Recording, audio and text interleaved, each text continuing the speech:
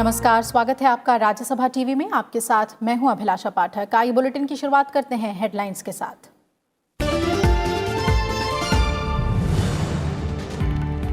केंद्रीय गृह मंत्री अमित शाह ने महाराष्ट्र में सरकार गठन के मुद्दे पर विपक्ष पर राजनीति करने का लगाया आरोप।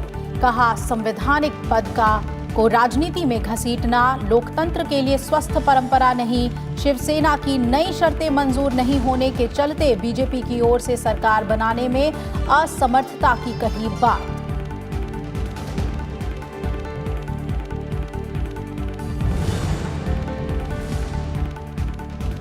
आरटीआई के दायरे में आएगा देश के प्रधान न्यायाधीश का ऑफिस। सुप्रीम कोर्ट की संविधान पीठ का फैसला। कोर्ट ने कहा, आरटीआई के तहत जवाबदेही से और बढ़ेगी पारदर्शिता, लेकिन निजता और स्वतंत्रता के बीच संतुलन जरूरी।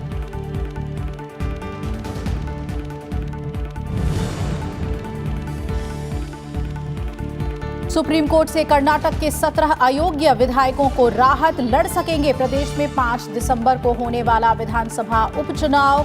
कोर्ट ने खारिज किया मौजूदा विधानसभा के अंत तक अयोग्य ठहराए जाने का विधानसभा अध्यक्ष का फैसला।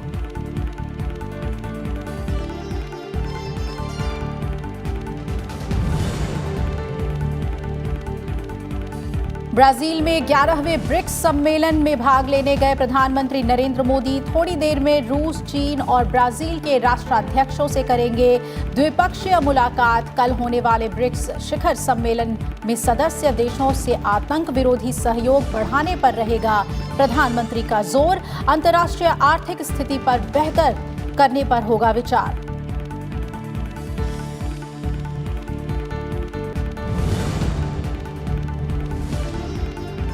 और चौथी औद्योगिक क्रांति के लिए नई औद्योगिक संस्कृति और नए कौशल के साथ तैयार रहने की जरूरत। श्रमिक नेता और समाज सेवी दत्तोपंत ठेंगड़ी के जन्म शताब्दी समारोह में बोले उपराष्ट्रपति एम वेंकैया नायडू। कहा, देश में उदारीकरण के साथ निजीकरण और वैश्वीकरण की दिशा में तेजी से चल रहा है काम।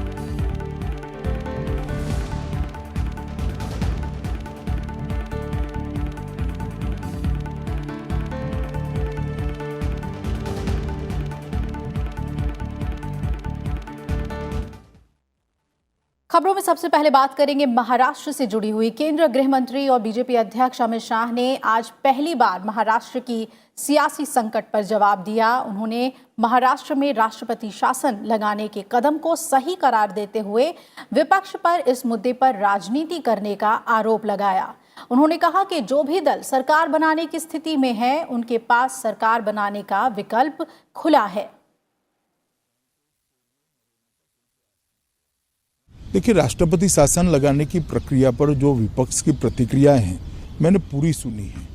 ये एक कोरी राजनीति है, इसके अलावा कुछ नहीं।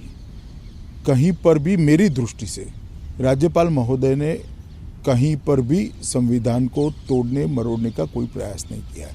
जहाँ तक ये पर्टिकुलर सवाल जो आपका है कि 8:30 तक का शाम का समय दिया था और बीच में राज्यपाल महोदय ने राष्ट्रपति शासन की अनुशंसा कैसे की, मैं आपको बता दूं कि शायद वो अपने साथी को पूछते नहीं हैं। लगभग 11:30 से 12 के बीच में एनसीपी ने पत्र लिखकर अपनी असमर्थता जता दी थी कि आज शाम 8:30 बजे तक हम सरकार नहीं बना सकते। उसके बाद में राष्ट्रपति महोदय को 8:30 बजे तक रुकने का कोई औचित्य ही नहीं है। असेंबली की नोटिफिकेशन के बाद 18 दिन तक राज्यपाल ने राह देखी और 18 दिन तक कोई भी पार्टी अथवा पार्टियां अगर उनके पास बहुमत है तो राज्यपाल को कभी भी अप्रोच कर सकते हैं। न्योता देने का तो तब समय आया जब विधानसभा की अवधि समाप्त हो गई।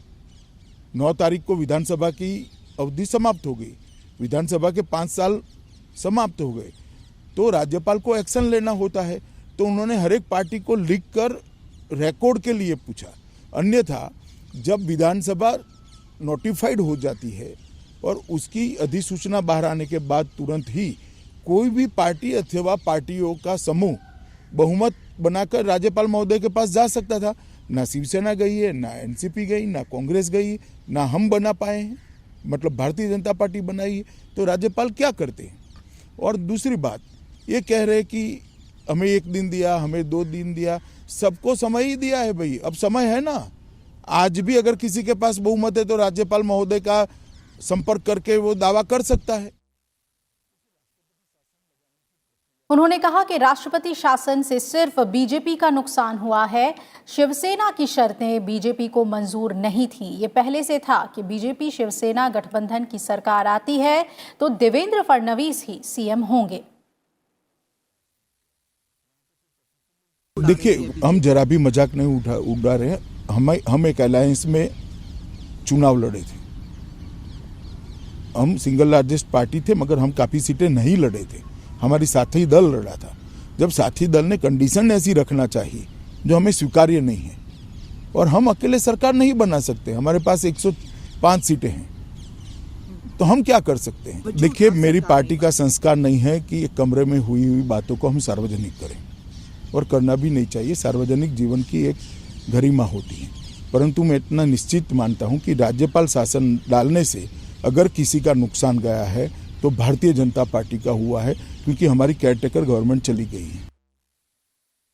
महाराष्ट्र में तीसरी सबसे बड़ी पार्टी के रूप में उभरी शरद पवार के नेतृत्व वाली एनसीपी ने कांग्रेस और शिवसेना के साथ नई गठबंधन सरकार की संभावना पर काम करना शुरू कर दिया है। आज सुबह मुंबई में हुई एक बैठक में कांग्रेस के साथ साझा न्यूनतम कार्यक्रम तय करने के लिए एनसीपी नेताओं की 5 सदस्यीय समिति गठित की गई। इसमें शामिल सदस्यों में जयंत पाटिल, अजीत पवार, छगन भुजबल, धनंजय मुंडे और नवाब मलिक शामिल हैं। राज्य में बदलते सत्ता समीकरणों के चलते कल रात शिवसेना अध्यक्ष उद्धव ठाकरे और कांग्रेस नेता अहमद पटेल के बीच मुंबई में चर्चा भी हुई थी।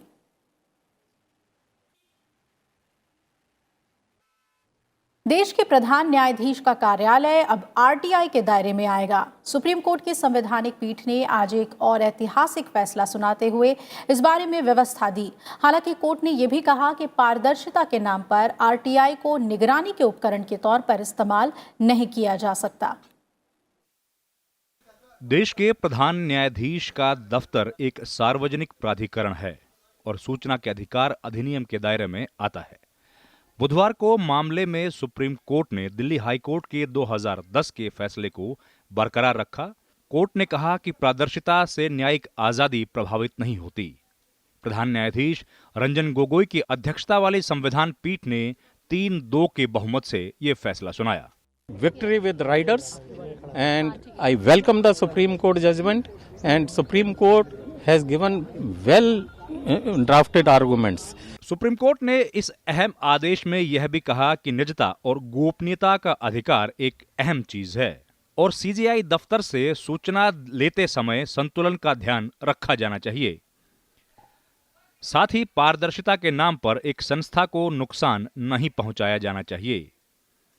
न्यायाधीशों की नियुक्ति से जुड़ी जानकारी को लेकर कोर्ट ने कहा, सूचना के अधिकार के तहत कॉलेजियम की तरफ से सुझाए गए न्यायाधीशों के नामों का खुलासा किया जा सकता है, नाम सुझाए जाने के कारणों का नहीं।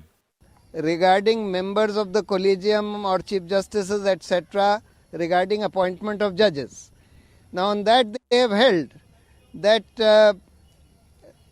on this information the CPIO, they have remanded the matter back to the CPIO and said that the CPIO will have to, if there are third parties information involved, they will have to hear third parties, and after that they will decide whether this information is covered by privacy or not. Delhi high court के साल 2010 के आदेश के खिलाफ supreme court के महासचिव और केंद्रीय लोक सूचना अधिकारी की तरफ से याचिका दायर की गई थी।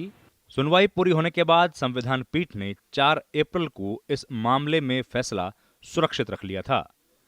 इस पूरे मामले की शुरुआत तब हुई जब आरटीआई कार्यकर्ता ने सीजीआई के कार्यालय को आरटीआई के दायरे में लाने के लिए याचिका दायर की थी। रविंद्र सिंह शोराण, राज्यसभा टीवी। कर्नाटक में 17 विधायकों को अयोग्य घोषित करने और उन्हें चुनाव न लड़ने देने के मामले में सुप्रीम कोर्ट ने फैसला सुना दिया है। सुप्रीम कोर्ट ने अपने फैसले में कहा है कि कर्नाटक के स्पीकर द्वारा विधायकों को अयोग्य ठहराने का फैसला पूरी तरह से सही है। हालांकि इन सभी विधायकों को कोर्ट ने राहत देते हुए कहा कि सभी विधायक चुनाव लड़ सकते हैं। स्पीकर द्वारा सभी विधायकों को फुल टर्म के लिए अयोग्य घोषित करने के फैसले को सुप्रीम कोर्ट ने पलट दिया है। सुप्रीम कोर्ट ने कहा कि अध्यक्ष ने विधायकों की अयोग्यता पर फैसला अपने अधिकार क्षेत्र से बाहर जाकर किया, इसलिए वो चुनाव लड़ सकते हैं। गौरतलब है कि 17 विधायकों द्वारा बागी होने के बाद कर्नाटक की गठबंधन सरकार गिर गई थी।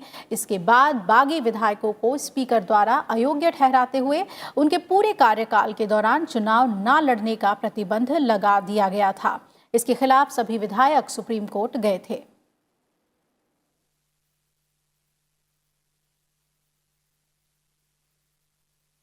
दिल्ली में लागू किए गए ऑड इवन को चुनौती देने वाली याचिका पर सुप्रीम कोर्ट ने दिल्ली सरकार को नोटिस जारी किया है।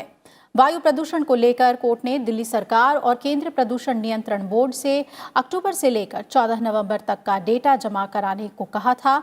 साथ ही जमा कराने को कहा है और साथ ही 1 अक्टूबर 2018 से लेकर 31 दिसंबर 2018 के बीच में हो रही वायु गुणवत्ता का डेटा भी मांगा गया है। इस याचिका में आरोप लगाया गया है कि दिल्ली में वाहनों के लिए लागू की गई सम विषम व्यवस्था से नागरिकों के अधिकारों का उल्लंघन हो रहा है। इस बीच दिल्ली के मुख्यमंत्री अरविंद केजरीवाल ने कहा कि अगर जरूरत महसूस की गई तो ऑड इवन की अवधि बढ़ाने पर विचार किया जाएगा।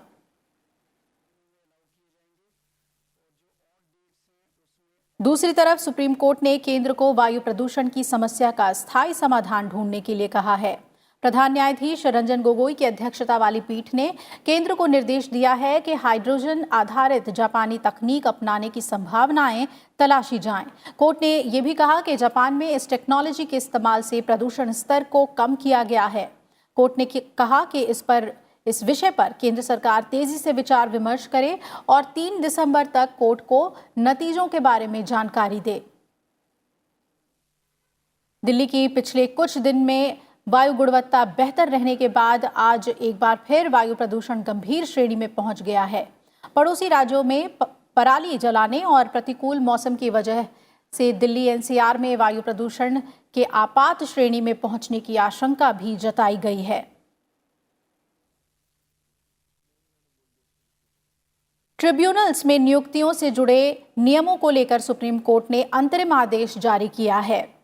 केंद्र सरकार को आदेश देते हुए कोर्ट ने कहा है कि नियुक्तियों के लिए फाइनेंस एक्ट 2017 के नियमों के बजाय वर्तमान नियम ही लागू होंगे। कोर्ट ने फाइनेंस एक्ट के सेक्शन 184 को बरकरार रखते हुए इसके तहत बनाए गए नियमों को रद्द कर दिया है। साथ ही केंद्र सरकार को फिर से नियम बनाने को कहा है।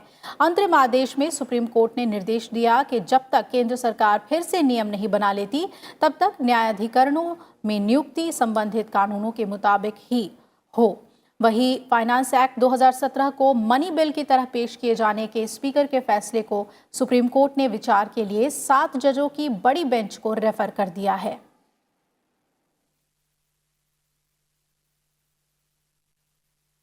ग्यारहवें ब्रिक्स सम्मेलन में शिरकत करने के लिए प्रधानमंत्री नरेंद्र मोदी ब्राजील की राजधानी ब्राजीलिया पहुंच गए हैं। प्रधानमंत्री आज देर रात चीन के राष्ट्रपति शी जिनपिंग से मुलाकात करेंगे।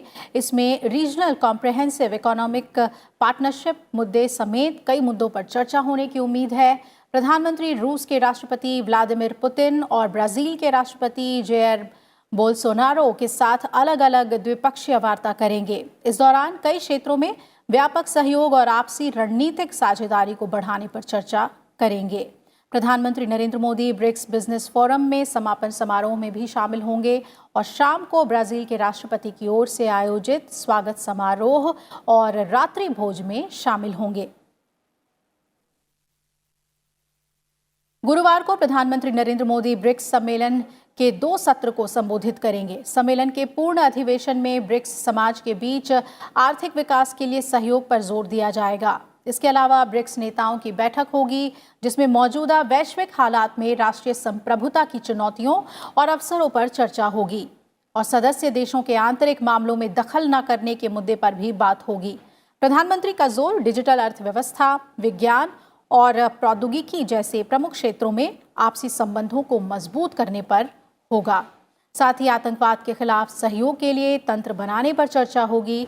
इस बार ब्रिक्स शिखर सम्मेलन की थीम उन्नत भविष्य के लिए आर्थिक विकास रखा गया है।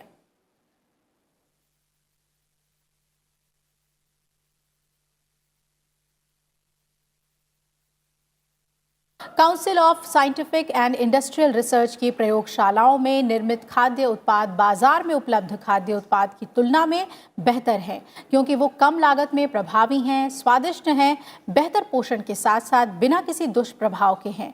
ये बात केंद्रीय विज्ञान और प्रौद्योगिकी मंत्री डॉक्टर हर्षवर्धन ने दिल्ली में आयोजित एसोचैम के कार्यक्रम में कही। विज्ञान और प्रौद्योगिकी मंत्रालय ने CSIR की प्रयोगशालाओं में खास तौर पर बनाए गए खाद्य पदार्थों की प्रदर्शनी का आयोजन किया। केंद्रीय विज्ञान और प्रौद्योगिकी मंत्री डॉक्टर हर्षवर्धन ने दिल्ली के कॉन्स्टिट्यूशन क्लब में CSIR की तरफ से आयोजित प्रदर्शनी की शुरुआत की। इस मौके पर हर्षवर्धन ने कहा कि इस प्रदर्शनी में किसानों से सीधे उत्पाद खरीदकर CSIR की प्रयोगशालाओं में निर्मित किया गया है। मैं गारंटी के साथ कह सकता हूं कि जो कुछ भी बाज़ार में मिलता है उससे ज़्यादा कॉस्ट इफ़ेक्टिव, उससे ज़्यादा टेस्टी और उससे ज़्यादा जिसे कह सकते हैं कि हेल्थ के लिए न्यूट्रिटिव वैल्यू के पॉइंट ऑफ व्यू से साइड इफ़ेक्ट्स रहित जिसको कह सकते हैं फूड वो, और फिर फूड जो जिसे आजकल तो हम लोगों ने ईट राइट इंडिया मूवमेंट भी लॉन्च किया हुआ है, हर दृष्टि से ये बेहतर है। CSIR की प्रयोगशालाओं में बनी ऑक्सीडेंट युक्त चाय, क्रीड़ा जड़ी के उत्पाद जो रक्त में ऑक्सीजन बढ़ाते हैं और उच्च प्रोटीन वाला कुड्ढ समेत कई चीजें बनाई गई हैं। जी, हम लोग फार्मर का इनकम बढ़ाने का गवर्नमेंट का बहुत सारा स्कीम्स है, उसमें मदद करने के लिए हमने बहुत सारा प्रोडक्ट्स के लिए उसको वैल्यू एडिशन बोलते हैं। सो फ्रूट्स, वेजिटेबल्स वो सब के लिए वैल्यू ऐड किया तो फार्मर को इनकम बढ़ जाएगा। And natural products, nutrients retention, ये सब ध्यान में रख के प्रोडक्ट्स बनाए हुआ है। इन खाद्य उत्पादों को CSIR प्रयोगशालाओं में विशेष रूप से चंडीगढ़, मोहाली, मैसूर और पालमपुर में विकसित किया गया है। स्टार्टअप योजना के तहत कोई भी CSIR के ट्रेनिंग प्रोग्राम के बाद इसे बनाकर बेच सकता है। मंत्रालय ने रोजगार के बेहतर अवसर देने के लिए इस योजना की शुरुआत की है। विपिन चौहान, राज्यसभा टीवी। उपराष्ट्रपति एम वेंकैया नायडू ने आज कहा कि देश चौथी औद्योगिक क्रांति की दिशा में बढ़ रहा है और इसके लिए नई औद्योगिक संस्कृति और नए कौशल के साथ हमें तैयार रहने की जरूरत है। उन्होंने आज श्रमिक नेता और समाजसेवी दत्तोपंत ठेंगड़ी की जन्म शताब्दी के मौके पर आयोजित समारोह में उन्हें याद किया। उपराष्ट्रपति ने कहा कि जरूरी है कि हम देश की संपदा को पैदा करने वाले हर शख्स और उसके योगदान का सम्मान करें। उन्होंने कहा कि श्रमिक, प्रबंधक, निवेशक सभी उत्पादन की लंबी श्रृंखला की महत्वपूर्ण कड़ियां हैं। हर कड़ी अर्थव्यवस्था में महत्वपूर्ण भागीदार है।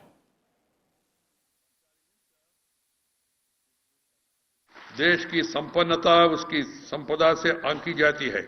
मुद्रा तो उस संपदा को मापने का सिर्फ एक पैमाना मात्र होती है। अतः जरूरी है कि हम उस संपदा को पैदा करने वाले हर व्यक्ति का सम्मान करें। ये भी बहुत जरूरी है कि वैश्विक अर्थव्यवस्था में तीव्र बदलाव आ रहा है और भी आना चाहिए। देश की अर्थव्यवस्था भी बदल रही है और भी बदलना चाहिए। The wealth has to reach all and every section of the society must feel that they are also part of the developmental story of this country. जो अंतिम पंक्ति में बैठे उनका उत्थान पहले होना चाहिए। उपराष्ट्रपति एम वेंकैया नायडू ने कहा कि दत्तोपंत ठेंगड़ी जैसी शख्सियत देश की अर्थव्यवस्था को भारतीय नजरिए से समझते थे। उपराष्ट्रपति ने कहा कि नई औद्योगिक संस्कृति और नए कौशल के लिए अखिल भारतीय मजदूर संघ जैसी संस्थाओं के सक्रिय सहयोग और मार्गदर्शन की आवश्यकता होगी।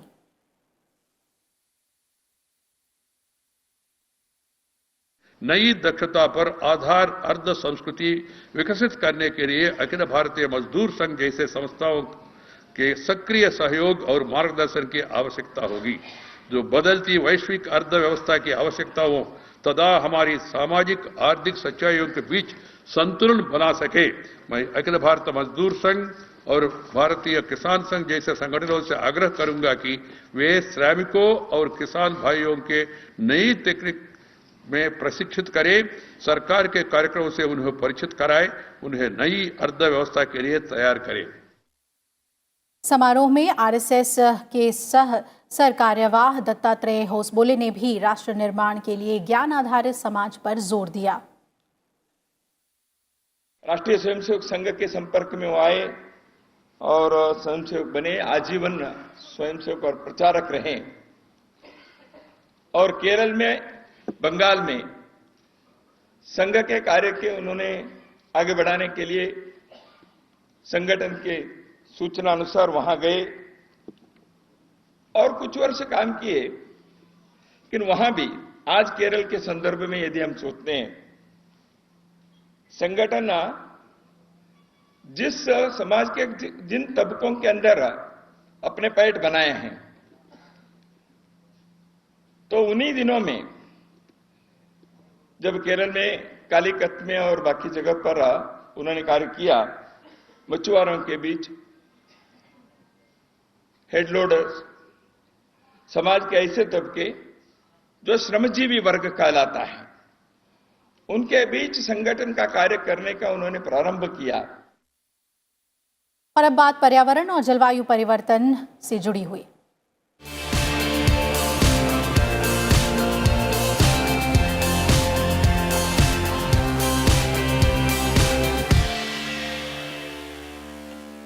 क्लाइमेट ट्रांसपेरेंसी की ब्राउन टू ग्रीन रिपोर्ट 2019 जारी कर दी गई है। इसमें बताया गया है कि जलवायु परिवर्तन के लिए जिम्मेदार ग्रीन हाउस गैसों का 80% उत्सर्जन G20 देश कर रहे हैं। रिपोर्ट में भारत सुधारात्मक कदमों की ओर बढ़ रहा है, इसकी तारीफ की गई है। इसमें कहा गया है कि अकेले भारत ने ही ठोस और दीर्घकालीन प्रयास किए हैं, जिसने धरती के बढ़ते तापमान को 1.5 डिग्री सेल्सियस के आसपास सीमित रखा है। भारत की ओर से वैकल्पिक ऊर्जा को बढ़ावा देने के प्रयासों को सराहा गया है।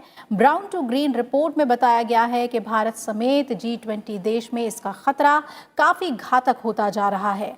G20 देशों में 1998 से 2017 के बीच हर साल औसतन 12,000 लोगों की मौत जलवायु परिवर्तन से जुड़े कारणों से हुई है और औसतन 142 बिलियन अमेरिकी डॉलर्स का आर्थिक नुकसान भी उठाना पड़ा है। इसमें सबसे ज्यादा नुकसान उठाने वाले टॉप 5 देशों में भारत शामिल है। रिपोर्ट में कहा गया है कि ऊर्जा जरूरतों को पूरा करने के लिए देश जहां कार्बन उत्सर्जन को बढ़ा रहा है, वहीं अब भी अक्षय ऊर्जा का मात्र 25% हिस्सा ही उपयोग में लाया जा रहा है।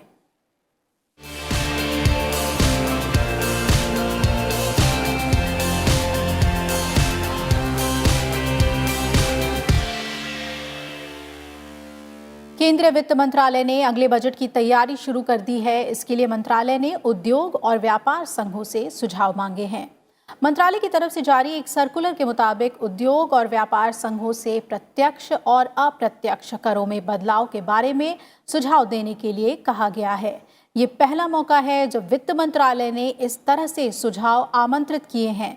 हालांकि मंत्रालय विभिन्न क्षेत्रों और हितधारकों के प्रतिनिधियों के साथ बजट से पहले विचार विमर्श करता है, लेकिन ऐसा पहली बार हुआ है जब वित्त मंत्रालय ने राजस्व विभाग ने एक सर्कुलर जारी किया हो, जिसमें व्यक्तिगत लोगों और कंपनियों के लिए इनकम टैक्स दरों में बदलाव के साथ ही उत्पाद शुल्क और सीमा शुल्क जैसे अप्रत्यक्ष करों में बदलाव के लिए सुझाव मांगे गए हैं। वित्त मंत्रालय की तरफ से कहा गया है कि जो भी सुझाव दिए जाएं वो आर्थिक रूप से उचित होने चाहिए। केंद्रीय वित्त मंत्री निर्मला सीतारमण वित्त वर्ष 2020-21 का बजट अगले साल 1 फरवरी को पेश करेंगी। ब्रिटेन के राजकुमार प्रिंस चार्ल्स 2 दिवसीय दौरे पर भारत पहुंचे हैं। प्रिंस चार्ल्स ने राष्ट्रपति रामनाथ कोविंद से मुलाकात की और प्रिंस का भारत में स्वागत करते हुए राष्ट्रपति ने उन्हें राष्ट्रमंडल के प्रमुख के रूप में चुने जाने पर बधाई दी। उन्होंने कहा कि भारत राष्ट्रमंडल को एक महत्वपूर्ण समूह के रूप में मानता है, जो स्मॉल आइलैंड डेवलपिंग स्टेट्स सहित बड़ी संख्या में देशों की चिंताओं को आवाज देता है। राष्ट्रपति ने कहा कि भारत और यूनाइटेड किंगडम ऐतिहासिक संबंधों और लोकतंत्र के साझा मूल्यों, कानून के शासन और बहुसांस्कृतिक समाज के लिए सम्मान से जुड़े प्राकृतिक साझेदार हैं। दुनिया के पूर्व प्रचलित लोकतंत्रों के रूप में दोनों देशों के पास आज दुनिया के सामने मौजूद कई चुनौतियों का प्रभावी ढंग से समाधान करने के लिए बहुत योगदान है।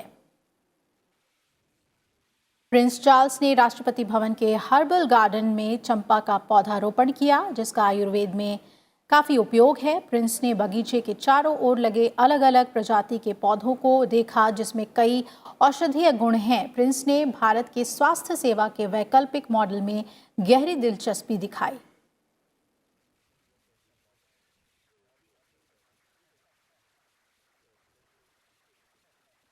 प्रिंस चार्ल्स ने भारत मौसम विज्ञान विभाग का भी दौरा किया और वैज्ञानिकों से उन्होंने मुलाकात की। उन्होंने मौसम विज्ञान विभाग से संबंधित कई पहलुओं को जाना।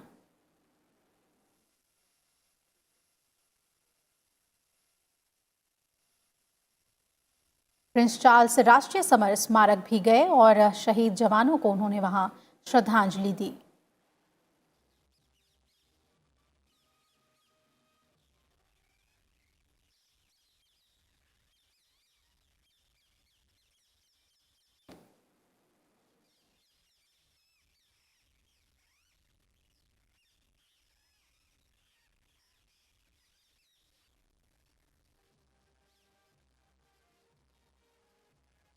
आईएनएक्स मीडिया केस में पूर्व केंद्रीय मंत्री और कांग्रेस के वरिष्ठ नेता पी चिदम्बरम की न्यायिक हिरासत 27 नवंबर तक के लिए बढ़ा दी गई है। जिला अदालत में वकीलों की हड़ताल के चलते पी चिदम्बरम को आज वीडियो कॉन्फ्रेंसिंग के जरिए अदालत में पेश किया गया। सुनवाई के बाद कोर्ट ने प्रवर्तन निदेशालय की अपील पर चिदम्बरम की न्यायिक हिरासत आगे बढ़ाने का फैसला सुनाया। चिदम्बरम की न्यायिक हिरासत की अवधि आज समाप्त हो रही थी। आईएनएक्स मीडिया भ्रष्टाचार मामले में पी चिदम्बरम को 21 अगस्त को सीबीआई ने गिरफ्तार किया था। फिलहाल चिदम्बरम मनी लॉन्ड्रिंग मामले में ईडी की हिरासत में है। सीबीआई ने इस मामले में 15 मई 2017 को एफआईआर दर्ज की थी। आरोप है कि चिदम्बरम ने वित्त मंत्री रहते हुए आईएनएक्स मीडिया में विदेशी निवेश के लिए कई शर्तों में ढील दी थी। 2007 में आईएनएक्स मीडिया में 305 करोड़ रुपए का विदेशी निवेश हुआ था।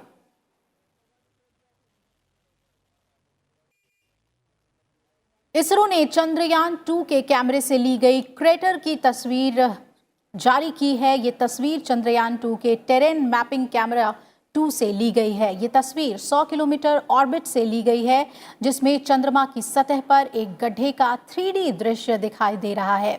तस्वीर में चांद पर मौजूद गड्ढों, लावा ट्यूब, रिलेस के साथ कई चीजें हैं। ये जानकारी भविष्य में रिसर्च के लिए मददगार साबित होगी। पाकिस्तान ने कहा है कि वो भारतीय व्यवसायी कुलभूषण जाधव के मामले की समीक्षा और पुनर्विचार के लिए कानूनी मौका प्रदान करेगा। पाकिस्तान की सेना के प्रवक्ता मेजर जनरल आसिफ गफूर ने एक ट्वीट के माध्यम से ये जानकारी दी। पाकिस्तानी सेना के प्रवक्ता ने कहा कि इसके लिए कानूनी तरीकों पर विचार किया जा रहा है। पाकिस्तानी सेना की अदालत ने भारतीय नागरिक कुलभूषण जाधव को आतंकवादी घोषित कर मौत की सजा सुनाई थी, लेकिन बाद में भारत की अपील के बाद अंतर्राष्ट्रीय अदालत ने मौत की सजा रोकने और कुलभूषण जाधव के केस को सामान्य अदालती प्रक्रिया के तहत पुनर्विचार करने का निर्देश दिया था।